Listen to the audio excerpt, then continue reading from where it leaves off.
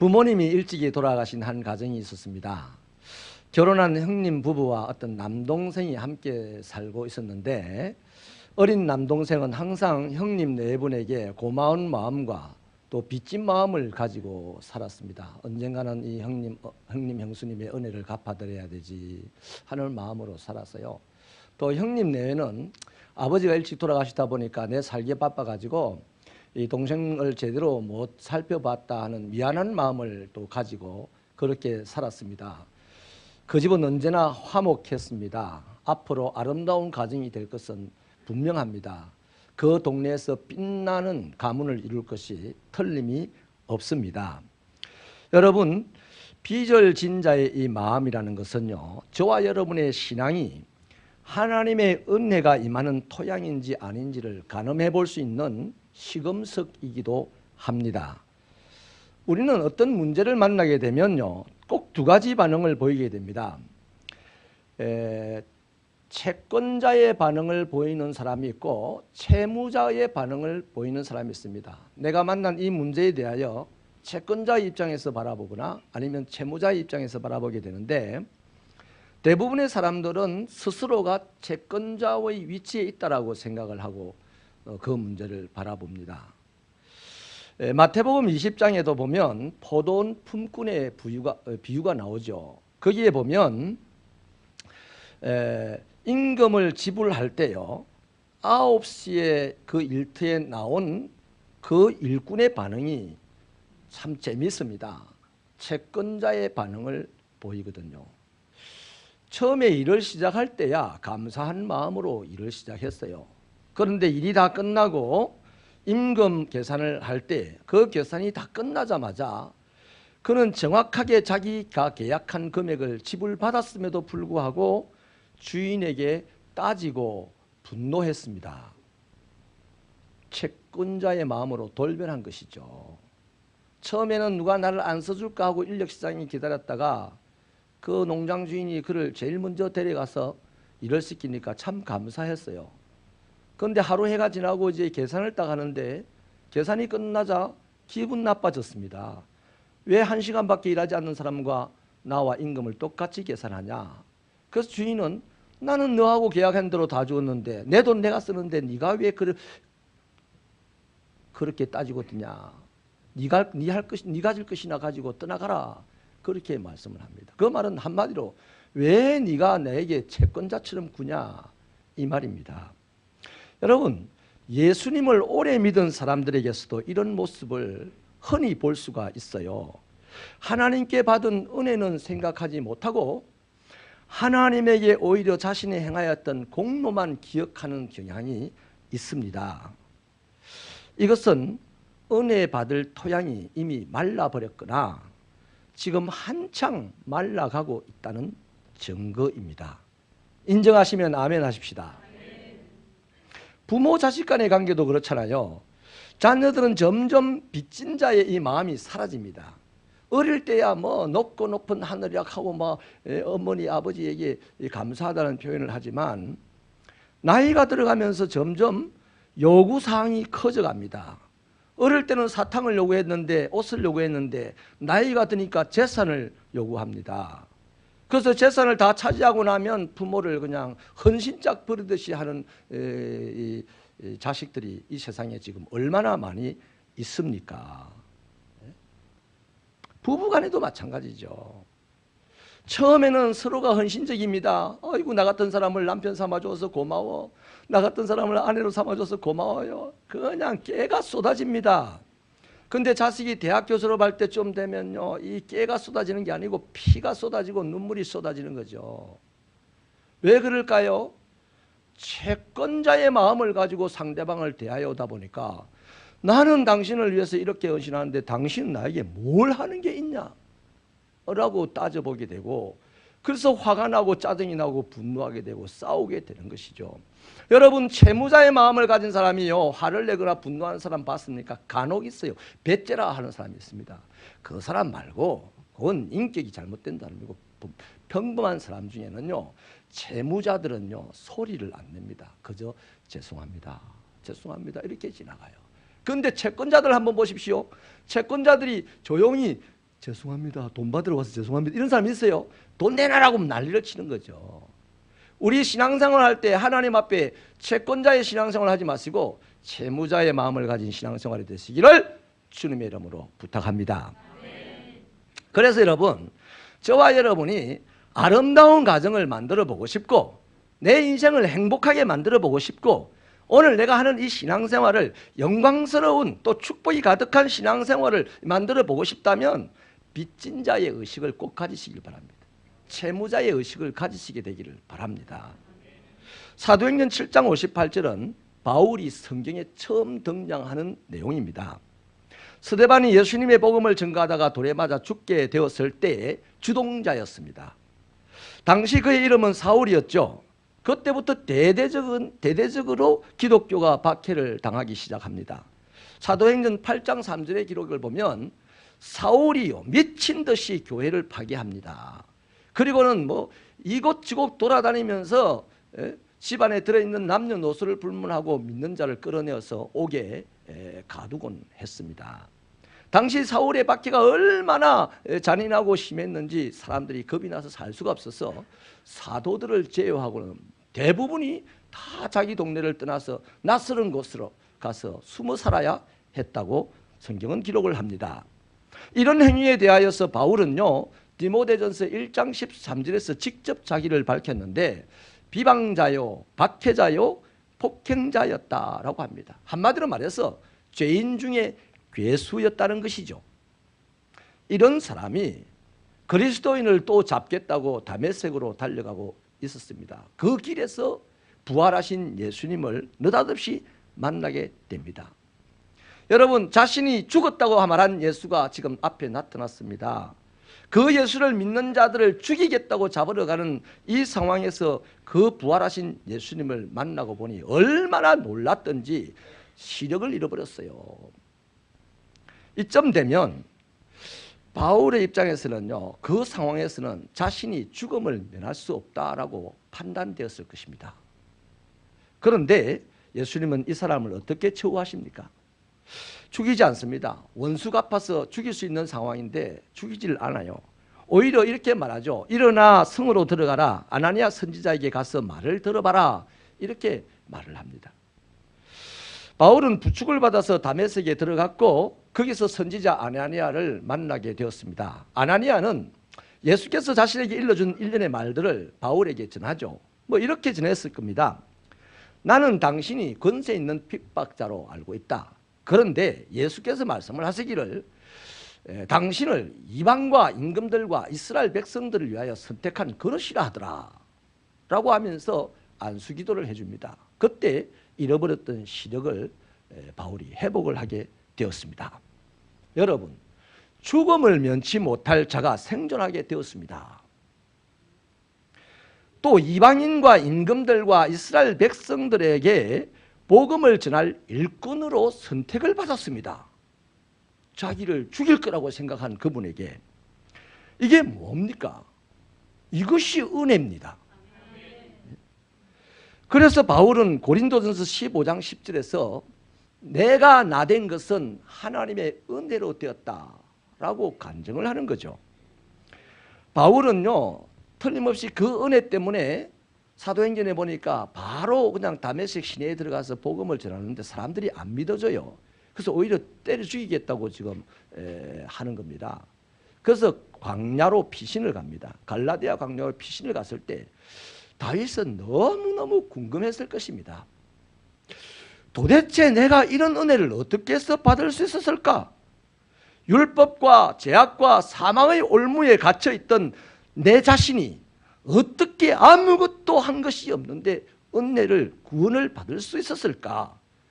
또 어떻게 예수의 해방꾼이었던 내 자신을 예수님께서는 당신의 일꾼으로 쓰실 수 있었을까? 이거 궁금하지 않을 수가 없는 거죠. 그래서 그 광야에서 그것에 대해서 몹시 궁금해했었는데 결국에는 말씀과 성령으로 그 이유를 깨닫게 됩니다. 그러한 이유를 로마서 5장에서 자세하게 밝히고 있는데요. 로마서 5장 6절에서는 우리가 아직 연약할 때에 기약대로 그리스도께서 경건하지 않는 자들을 위하여 죽었다 라고 하고요. 8절에서는 우리가 아직 죄인 되었을 때에 그리스도께서 우리를 위하여 죽으심으로 하나님께서 우리에게 대한 자기의 사랑을 확정했다 라고 하시고요. 10절에서는 곧 우리가 원수가 되었을 때에 그의 아들이 죽으심으로 말미암아 하나님과 화목하게 되었다. 화목하게 된 자로서는 더욱 그의 살아나심으로 말미암아 구원을 받을 것이다. 이렇게 말합니다. 그래서 11절에서는요. 이뿐 아니라 이제 우리로 화목을 얻게 하신 우리 주 예수 그리스도로 말미암아 하나님 안에서 또한 즐거워한다. 이렇게 말하는 거예요. 여러분 원래 연약했습니다. 그래서 죽을 수밖에 없었어요. 원래 죄인이었습니다. 그래서 처벌받고 죽을 수밖에 없었습니다. 원래 원수였습니다. 그래서 하나님에게 미움받고 진노받고 죽을 수밖에 없었습니다. 그런데 그래서 멸망받아 지옥 갈 자가 확실한데 예수께서 대신 십자가를 지고 죽으셨다는 거죠.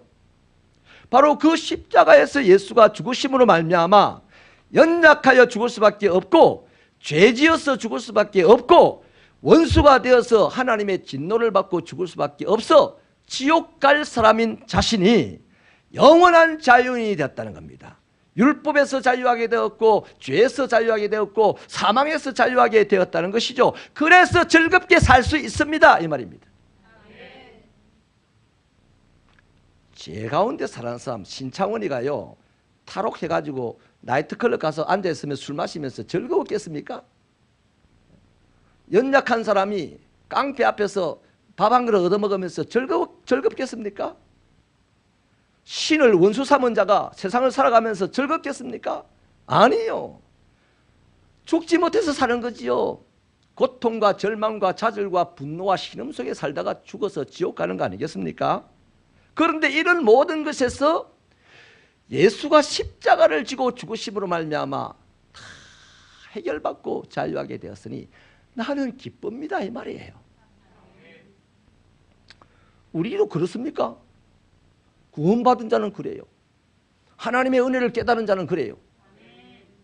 나 안 그렇습니까? 은혜를 더 사모하십시오. 구원 속에 더 깊이 들어가십시오. 그러면 누구도 빼앗아가지 못하는 기쁨과 즐거움이 우리 안에 솟아날 줄로 믿습니다. 사실 여러분 십자가는요 거룩하다고 주장하는 이스라엘 유대인들의 입장에서는요 재수 없고 더러운 것이었어요. 또 자기가 지식이 충만하다고 생각하고 살아가는 헬라인들의 입장에서는 미련하기 짝이 없는 것이 십자가입니다. 그러니 예수께서 십자가를 지고 죽으신 것은 더러운 죽음이요 재수 없는 죽음이요 미련한 죽음이었습니다. 그런데 누가 이것을 하겠습니까? 사람은 절대 이런 거 안 하겠다는 거죠. 더러운 짓을 왜 하겠어요? 재수 없는 짓을 왜 하겠어요? 미련한 짓을 왜 하겠어요? 그런데 예수가 했다 이 말이야. 왜 했냐 이거야. 왜 했냐 이거야. 이것은 순전히 죽어야 할 바울 자신을 위하여서 했다는 겁니다. 죽어야 할 바울을 살리기 위하여서 예수님이 그렇게 더러운 죽음을 당하였고 사람들이 재수없어 하는 죽음을 당하였고 사람들이 미련하다고 하는 죽음을 당하였단 말이에요. 이 사랑이 얼마나 큽니까? 이 은혜가 얼마나 크냐 이 말입니다. 이것을 바울이 깨달은 거예요. 자신을 사람 죽이는 자가 아니라 살리는 자로 세우기 위하여서 예수께서 이렇게 죽어주셨다는 것을 깨달을 때 이 감당할 수 없는 은혜 앞에서 꼬꾸라지지 않을 수가 없는 거예요. 자기는 사라지지 않을 수가 없는 거예요. 예수만 드러나지 않을 수가 없는 거죠. 여러분 이렇게 받은 은혜를 깨달은 자라면 어떻게 살겠어요? 그 다음부터 은혜 주신 분을 자랑하는 것은 당연합니다. 저는 저에게 좀 잘해준 사람만 해도요 기도원에 집회 가면 맨날 그 사람 자랑합니다. 야 이런 사람이 있어요. 이런 사람이 있어요. 어떻게 나는 잊어먹고 있는데 이런 것도 챙겨서 선물을 주고 너무너무 행복했습니다. 넌 맨날 자랑하는데 나를 죄악 가운데서 건져내 주시고 율법 가운데서 자유하게 해주시고 불행 가운데서 행복을 주시고 죽음 가운데서 영생을 주신 이 은혜의 주님, 이분이 하셨던 십자가의 그 죽으심과 부활하심을 자랑하지 않는다면 그 은혜 받은 사람 아니잖아요. 은혜를 받은 사람이라면 자랑할 수밖에 없어요. 인정하시면 두 손 들고 아멘 하십시다. 아멘.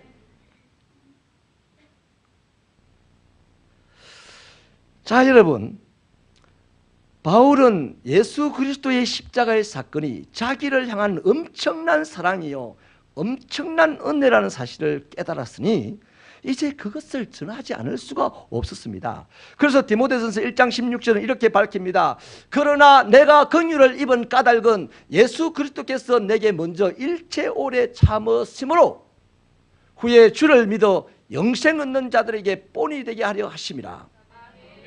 이 말씀 이해가 되십니까? 100%다 이해하시라고 그냥 간단하게 말씀드릴게요. 나에게 긍휼히 여겨서 은혜를 베푸신 이유는, 죽을 자를 살려주신 이유는, 율법에 갇힌 자를 자유하게 해주신 이유는, 잠깐 이슬처럼 살다가 죽어버릴 인생을 영생하도록 해주신 이유는 훗날 너처럼 그렇게 영생을 할 수 있고 은혜 받을 수 있고 구원받아야 할 사람을 위한 표시다, 이 말입니다. 롤 모델이라는 겁니다. 할렐루야. 바울은요, 자기를 죽이지 않고 살리신 이유를, 또 죽어가는 저 죄인들을 구원하기 위해서라는 사실을 깨달았을 때 바울은 사랑의 빚을 졌다는 생각을 하지 않을 수가 없습니다. 은혜의 빚을 졌다는 생각을 하지 않을 수가 없습니다. 그래서 바울은 하나님과 언제나 화목했습니다. 언제나 예수님과 함께 했습니다. 예수 믿습니다, 할렐루야 하고 지 볼일 본 사람 아니에요. 그래서 이 빚을 갚지 않고서는 도무지 견딜 수 없는 그 마음이 속에 생겼고요. 그래서 핍박과 환난이 기다려도 자기를 결박하겠다고 하는 곳에도 두려워하지 않고 달려갔고 거기서 복음을 전하였습니다. 거룩하다고 하는 유대인들에게, 지식이 넘친다고 하는 이 헬라인들에게 부끄러워하지도 않고 두려워하지도 않고 복음을, 예수의 사건을 전했다는 것이죠. 이렇게 하였을 것인데 아마 예수를 믿으셔야 됩니다. 그러면 법과 죄와 사망에서 건진받고 자유할 수 있습니다. 당신이 지옥 형벌을 면하고 영생 천국을 들어갈 수 있는 자격을 얻게 됩니다. 어둠의 자리에서 빛의 자리로 옮기게 됩니다. 절망의 삶에서 용기 있는 삶이 됩니다. 하나님을 아버지라고 부르는 삶이 됩니다. 나를 보세요, 나를. 내가 지금 그렇지 않습니까? 그러니 예수 믿으세요 말할 수 있는 거죠. 15절에 바울은요, 그러므로 나는 할 수 있는 대로 로마에 있는 너희에게도 복음 전하기를 원하노라, 이렇게 말하죠. 여기 할 수 있는 대로라는 말 뜻은요, 여건이 되면 가겠다는 말이 아니에요. 내가 최선을 다해서 어떤 일이 있어도 너희에게 가겠다는 말입니다. 여러분, 그래서 바울은요, 다메섹에서 처음 은혜 받은 그 눈 고침 받고요, 예수님 때문에 예수님에게 당장 죽지 않고 살게 됐던 그 사건 하나 가지고 다메섹에서 복음을 전했잖아요. 그런데 나중에 깨닫고 보니까 그게 아니다, 이 말이에요. 다메섹에서 복음을 전하다가 나중에 핍박을 당하게 되고 이럴 때도 복음을 전했어요. 괴로울 때도 전했고, 배고플 때도 전했고, 힘들 때도 전했고, 야유를 받을 때도 전했고, 믿는 자들에게 욕을 얻어먹을 때도 전했어요. 이후 30년 동안 죽을 때까지 예수의 십자가 사건을 끊임없이 전했습니다. 여러분, 이것이 바로 은혜를 받은 자가 그 은혜에, 그 복음에 빚을 진 마음을 갖고 있으니까 전하지 않을 수가 없는 거야. 여러분, 이것은 바울만의 이야기가 아니죠. 예수 그리스도로 말미암아 은혜를 받은 모든 사람들의 이야기가 되어야 되는 거예요. 왜 하나님께서 세상의 많은 사람들 중에 하필 우리를 선택하여 부르셨습니까? 왜 주님께서 십자가의 보혈을 흘려서서 나와 여러분을 오늘 구원하셨습니까? 왜 우리에게 교회의 중요한 직분을 맡겼었습니까? 폼 잡으라고요? 어시대라고요? 자만에 빠지라고요? 그거 아니잖아요. 앞으로 구원받아야 될 자, 앞으로 죄 용서받아야 될 자, 앞으로 영생을 얻어야 될 자가 너 때문에 나에게 오게 하라고, 예수에게 나오게 하라고. 그렇게 해서 우리에게 중요한 직분을 맡기셨고 우리를 부르셨고 우리를 십자가 속에서 구원하셨다는 것입니다. 아멘이십니까? 그러므로 저와 여러분은요, 구원받은 기쁨과 감격이 있다면 전도하지 않을 수 없습니다. 다시 말하면 은혜 받은 마음이 있고 내가 하나님에게 정말 은혜를 받았다는 마음이 있고 그 은혜를 받다는 마음이 있으면 당연히 채권자의 마음이 아니라 채무자, 빚진 자의 마음이 생기게 될 것입니다. 우리는 앞으로 장차 예수 믿고 구원받을 자의 모델이라는 겁니다. 저 사람 보니 나도 예수 믿어야 되겠네, 이거란 말이에요. 죄인 중에 바울이 예수 때문에 구원받은 것을 보니 나도 예수 믿어야 되겠네, 이 의식을 가진 것이 바로 바울의 전도 사역을 끊임없이 하게 한 거다 이 말이에요. 그러므로 여러분, 전도는요 바울과 같은 사람, 유능한 사람만 하는 게 아니고요, 뭐 대단한 은사를 받아가지고 하는 것도 아니고요, 바울처럼 내가 하나님의 은혜를 입었다라고 깨닫는 사람, 그 은혜에 대한 빚진 의식이 있는 사람은 당연히 전도하는 것입니다. 아멘이십니까? 오늘 그래서 우리에게는 세상의 가정생활하는 부부관계나 부모와 자식관계나 모든 직장에 처음 들어갈 때는 얼마나 사장님을 존경했습니까? 나를 거기 취직시켜줬다고. 그런데 좀 지나면 사장을 욕하고 막. 빚진 자의 마음이 없어서 그래요. 빚진 자의 마음이 있으면요, 자기가 있는 곳이 아름다워져. 자기가 살아가는 곳이 행복해져. 자기가 반드시 위대한 인생이 돼요. 빚진 자가 있는 사람은, 빚진 자의 마음이 있는 사람은. 예. 저와 여러분도 이제 하나님의 은혜를 받은 사람이 확실합니까? 그러면 빚진 자의 마음도 소유하시기를 바랍니다. 그러면 누가 뭐래도 복음을 전합니다. 예수 그리스도의 그 십자가의 사건을 전해서 너도 그 은혜 속에 들어오라고 요청하게 되는 것이죠. 말씀을 마치겠습니다. 채권자에게는요 한 가지 의식이 있습니다. 피해 의식이 있어요. 네 때문에 내가 손해봤다는. 그 손해를 조금 덜 보기 위해서 큰 소리를 치는 거예요. 그 보상의식이 있는 거죠. 그러나 잘 생각해 보십시오. 채권자 채무자의 관계 속에서 그렇다면 우리는 하나님에게 채권자 아닙니다. 주님에게 채권자 아니에요.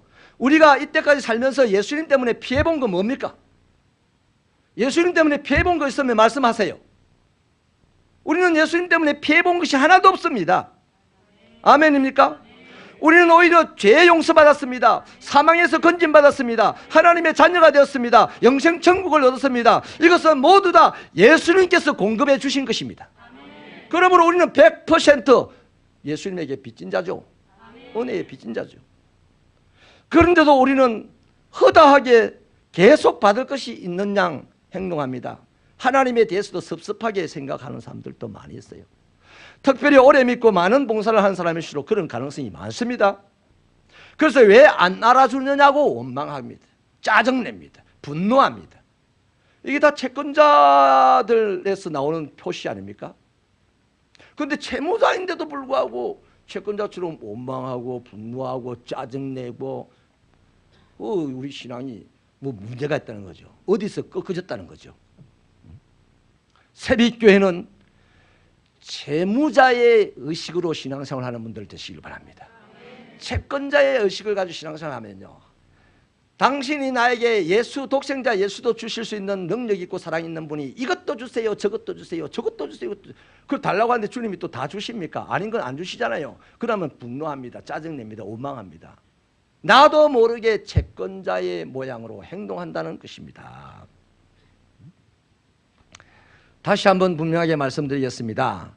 저와 여러분은 채권자는 아닙니다. 채무자입니다.